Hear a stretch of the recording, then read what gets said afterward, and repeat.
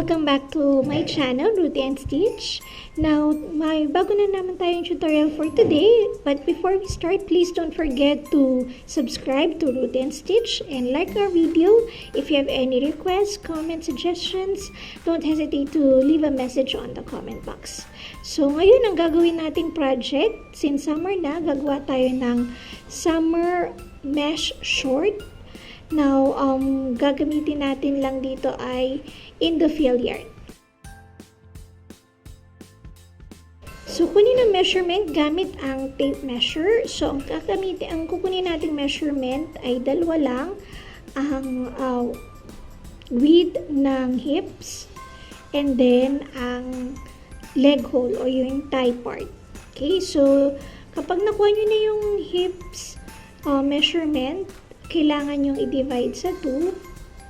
And then, dun sa width naman ng leg hole, yun yung sa may thigh part. Okay? Kailangan natin yung dalawang yun. So, ang gagamitin nating measurement para doon sa unang part, okay, ay yung hip area. Kung ano yung pinakamalaking part sa hips, yun yung kunin nating measurement. So, kung halimbawa 32, so, ang magiging ay 16. So, magiging 16 inches ang gagawin natin sa isang part ng ating project. So, dalawang 16, makuha natin yung 32 na hips. And then, yung leg hole naman, hindi na natin kailangan i-divide. So, yun yung dapat na measurement ng leg hole natin. Okay? So, mag-start na tayo. So, ang short size na gagawin natin ay mayroong hip 32 to 34 ang size. Okay, para simulan ng ating project, kailangan natin gumawa ng slip knot.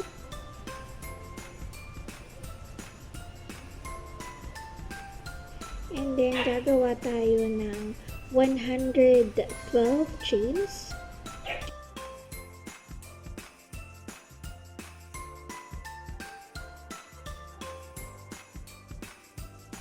So, pagkatapos ng ating 112 chains, gagawa tayo ng double crochet at mag-start tayo mula sa third chain from the hook. So, 1, 2, 3. Gagawa tayo ng double crochet. So, double crochet. Ganito. So, ulitin ko. Kasi double crochet, kuha ang loop, tusok mo, kakaulit ng loop, sa dalawa, and then dalawa. So, gagawin natin yan hanggang makarating tayo sa pinaka dulo ng ating chain. So, natapos na natin ang ating row 1. With all double crochet on each stitch. Sa susunod na row natin, mag-chain 2 muna tayo. 1, 2. And then turn. Chain on the same space or the same stitch. Ganyan tayo palagi magsa-start. And then chain 1. Skip 1 stitch and then stitch place double crochet on the next stitch, chain 1, skip 1 stitch, chain on the next stitch. So same pa rin, double crochet pa rin, pero lagi tayo mag-chain 1 and then skip 1 stitch and then double crochet on the next stitch. Okay? Gagawin natin yan hanggang makarating tayo sa dulo. Paulit-ulit lang yan. Babalikan ko kayo pag natapos na natin to hanggang sa dulo. Okay?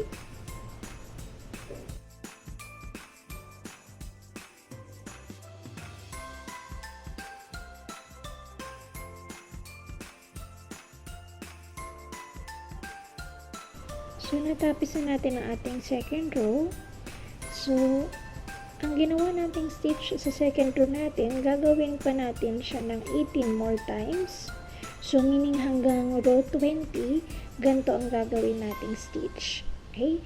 So, lagi nyo lang tatandaan, sa bagit ng ating row, kailangan natin ng chain 2, and then stitch on the same or make a double crochet on the same stitch. Okay? And then, ulitin lang natin kung anong ginawa natin sa row 2. Pag nagawa na natin, nakompleto natin yung 20 rows, babalikan ko na kayo. Okay? So, natapos na natin yung ating 20 rows. So, that's 20 rows, tapos na natin yan. Ngayon, para simulan ng ating 21st row or 21 row, mag-stitch tayo ng 4. 1, 2, 3, 4. Mag-chain tayo ng 4. And then, turn. Mag-i-increase tayo sa row 21, starting to row 21 hanggang row 23. So, paano mag-increase? So, after ng chain 4, mag-double crochet tayo sa same stitch. Yung first 3 chain natin will serve as double crochet, and then yung ika-4 chain, yun yung space natin. Okay, yung chain 1 natin. So, pagkatapos nun, gagawin lang ulit natin yung ginawa natin ng previous rows. So, chain 1, skip 1 chain or 1 stitch, and then double crochet on the next stitch. Okay. So, ganun pa rin ang gagawin natin.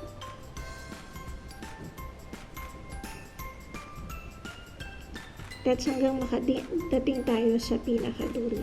Okay. Dulo na tayo ng ating row 21. So, this time, mag-i-increase ulit tayo sa pinakadulo. So, chain 1, and then double crochet on the same stitch. So, nag-increase tayo. And then, uulitin lang natin yung row 21, so row 22. So, again, we'll start with 4 chain. 1, 2, 3, 4. And then, turn.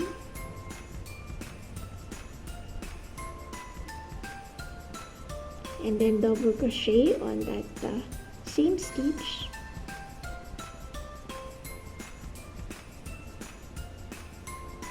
And then, uulitin lang natin yung ginawa natin sa row 21. Okay? Babalikan ko kayo at kailangan natin gawin to hanggang row 23. So, row 21, 22, 23, same stitch ang gagawin natin. Mag-i-increase tayo. Okay? So, babalikan ko kayo pag natapos na natin yung row 23. Okay? Now, nasa dulo na tayo ng ating row 23. So, tuloy lang natin to.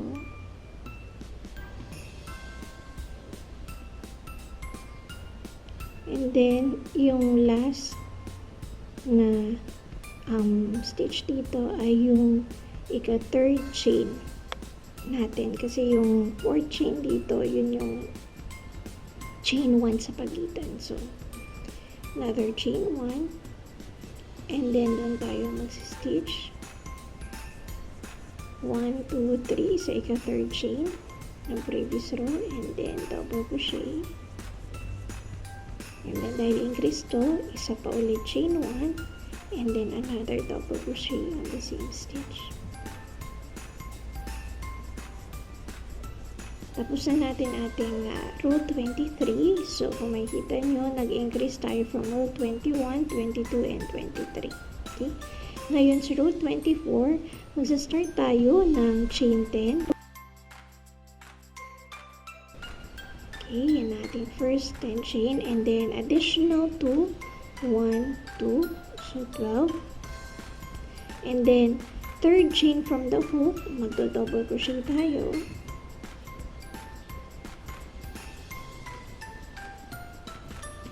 And then, gagawin natin yung chain 1, double crochet on the next stitch, okay, or chain 1, skip 1 stitch, and then double crochet on the next stitch sa ating row 24 hanggang makarating tayo sa dulo.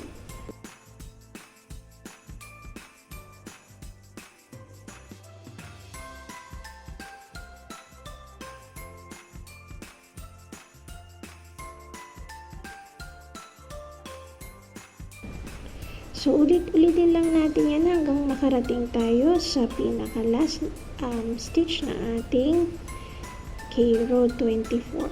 Ay. So, nasa dulo na tayo ng ating 24th row. So, bago natin ituloy sa dulo, ganyan, meron pa siya tayong dalawang double crochet na kulang. Tanggalin nyo yung hook nyo. Huwag nyo ika-cut, gagamitin pa natin to. But, kukuha kayo ng isa pang thread ng yarn nyo. Slip knot.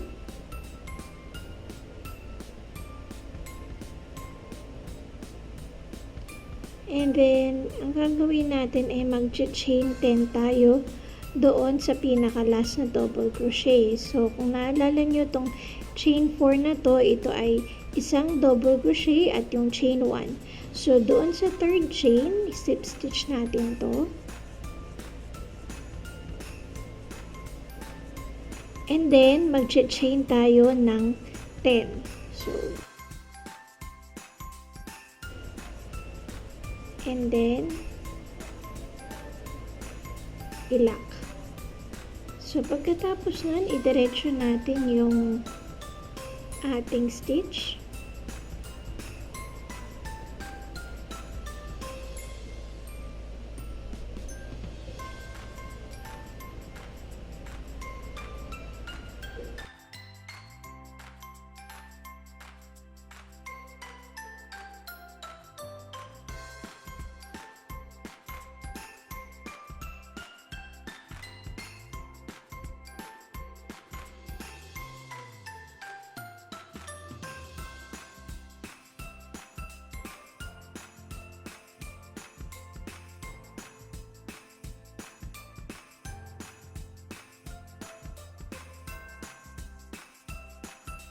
And then, ilock na natin to.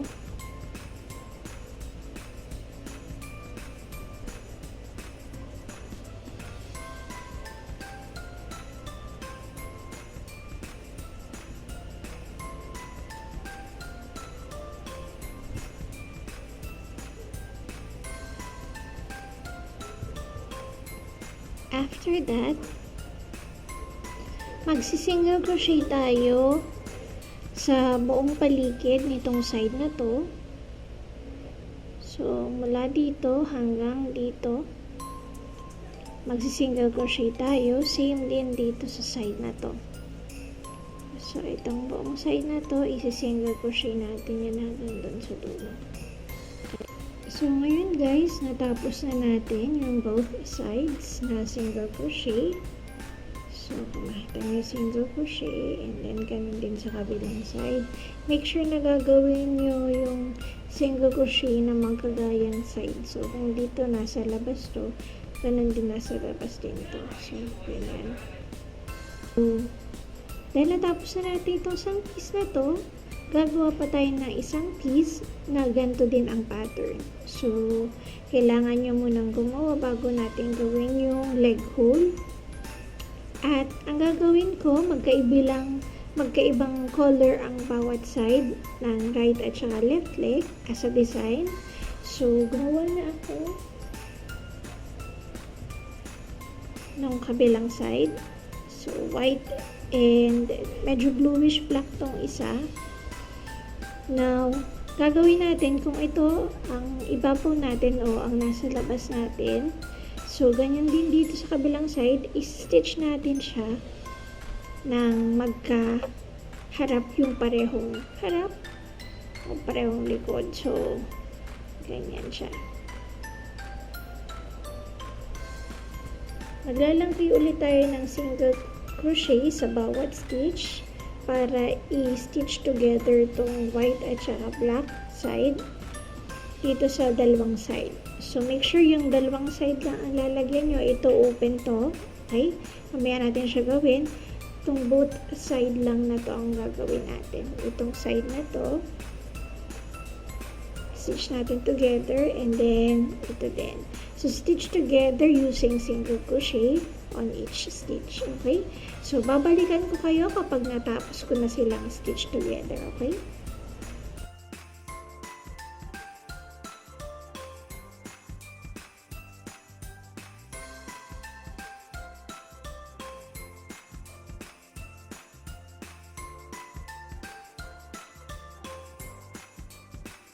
ko na dito sa side na to. Na-stitch ko na sila together. So, gagawin ko ulit dito naman sa kabilang side. Okay? So, guys, natapos ko ng stitch yung both sides. By the way, ang ginamit kong thread ay yung color white. Pero kung isang color lang naman yung gagamitin natin, mas madali sa inyo, no? And then, after na nating matapos yung both sides, okay, itatahi muna natin itong dalawang side na to, yung sa may pundiyo, sa may crotch area. Kailangan natin silang pagdugtungin. So, ang gagamitin ulit natin ay single crochet. So, sa single crochet natin siya mula doon sa side na yon, papunta doon sa side na yon. Okay?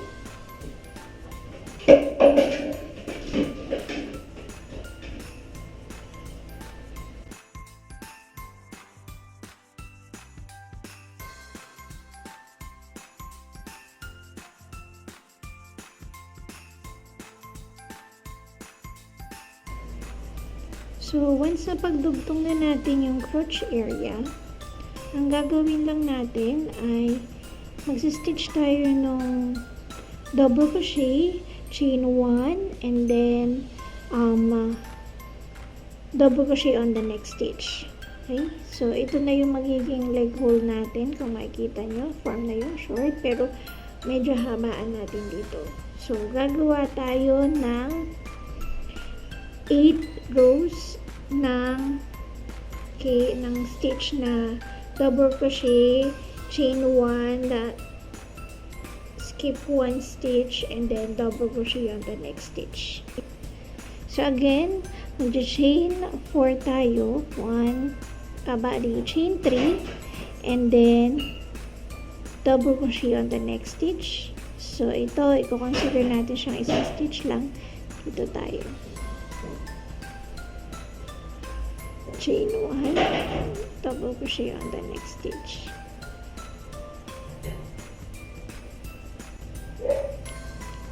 So, gagawin lang natin to hanggang matapos makabalik tayo dito sa dulong to. So, babalikan ko kayo pag nandito na tayo sa pinakadulo, okay? So, nasa dulo na tayo na ating first row ng ating leg hole. Ito yung first chain 4 natin. Okay, so ilalagay natin yung slip stitch. By the way, nagtapos tayo ng single crochet, ng chain, ng double crochet plus chain. And then, dito na natin ilalagay sa pinaka, okay, taas ng ating double crochet, which is the chain 3, yung slip stitch. Okay. So, yan na. Don't worry, itong part na to, mamaya i-stitch naman natin siya so hindi siya makikita. Okay, so maayos natin yan pag na-weave na natin yung mga thread. So, in the meantime, tapusin natin tong leg ng white side. So, gagawa tayo ng, meron na tayong 1, 2, kasama yung pinagdugtong natin. So, gagawa pa tayo ng 6 more rows ng ganito. So, itutuloy lang natin to. Gagawa tayo ng 6 more rows ng same pattern. Okay? At pag natapos na natin yung 6 rows, babalikan ko kayo. Okay? So, natapos na natin yung 6 rows. So, kung bibilangin nyo siya mula dun sa gitna na nag-stitch tayo, 1, 2, 3, 4, 5, 6, 7, 8 rows na siya doon sa mula doon sa crotch area. So, ika-9th row natin, kailangan natin mag-chain 2 to start our row. And then, magdo-double crochet tayo on each stitch. So, including yan yung chain 1. So, ito, para dito na siya sa double crochet na yan. So, susunod natin sa susunod na stitch na double crochet, double crochet. So, gagawin lang natin yan hanggang makarating tayo dito sa pinakadulo. Okay? So, babalikan ko kayo kapag nandito na tayo sa may dulo. Kapag nandito na tayo sa kung saan tayo nag-start. Okay? So, nasa dulo na tayo ng ating row. At ang gagawin lang natin is slip stitch natin siya dun sa first half, sa first double crochet. And then, ilalak natin. So, natapos na tong white side natin. Gagawin natin yung same pattern dito sa kabilang side. So, again, gumawa ako ng half na black, half na white. Pero, kung gusto nyo, pwede naman siyang plain or solid color lang. Kung ano yung prefer nyo. So, gagawin ko to at babalikan ko kayo kapag natapos ka na tong kabilang side. Okay? Tapos na natin tong both sides. Makita nyo yan.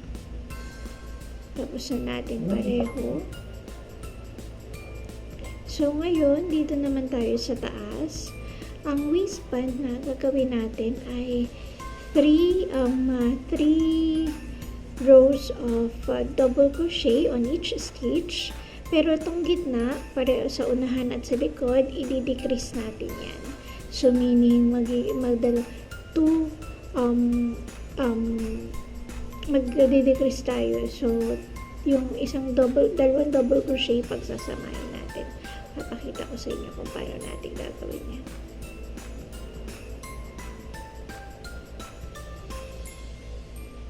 So, dito tayo sa gitna mag-start.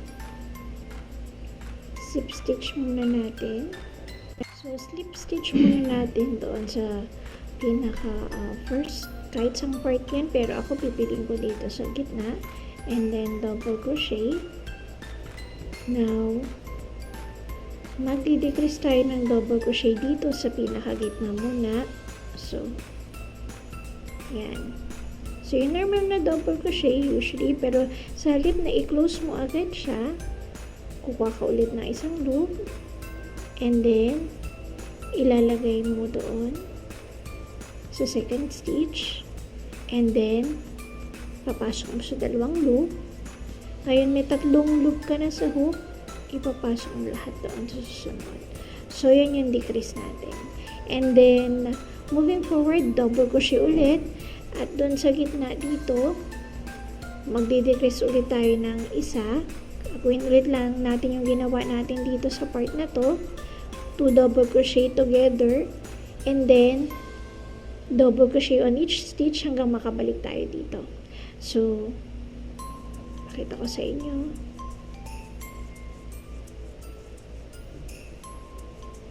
So, yung normal na double crochet lang dito. Okay? So, babalikan ko kayo kapag nandito na tayo. Pag nakabalik na tayo sa dulo. Okay? So, nakarating na tayo dun sa dulo kung saan tayo nag-start. Ngayon, slip stitch natin siya. Just check. So, slip stitch natin siya doon sa decrease, sa taas ng decrease natin.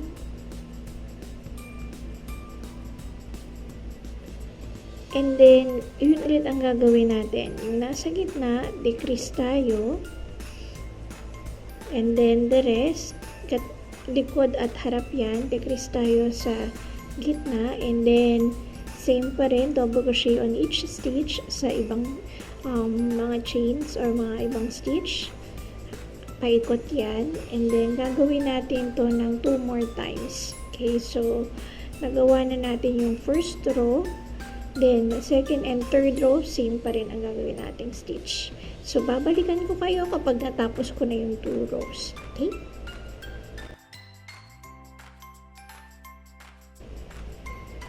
So, nandito na tayo sa start na ating 5th row.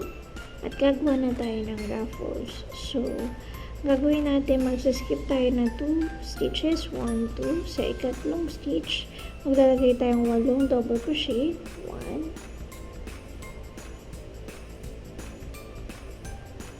2, 3, 4, 5, 6, 7, 8,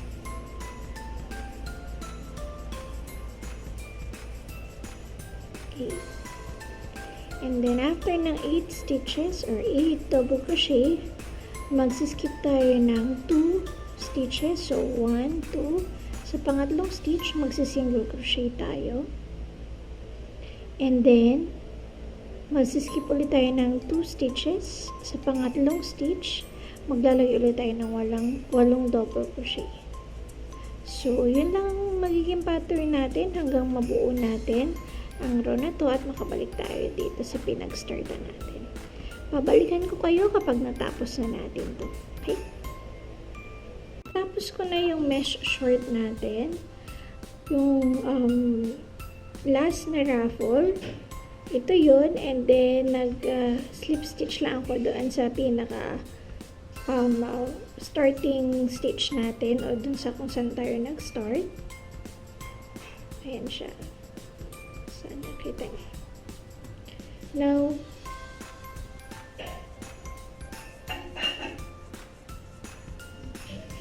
ayan. And then after that, gumawa lang ako ng belt. So, kung nakita nyo, nilagay ko na yung belt, in-insert ko na doon sa ano natin, sa fourth row natin. And then, itong belt na to, ginawa ko lang to na 400 chains ng 8 ply ng atong Indofield yarn, and then in-insert ko lang dyan. So, makikita nyo, tapos na yung ating short. Ayan. So, para mas makita nyo.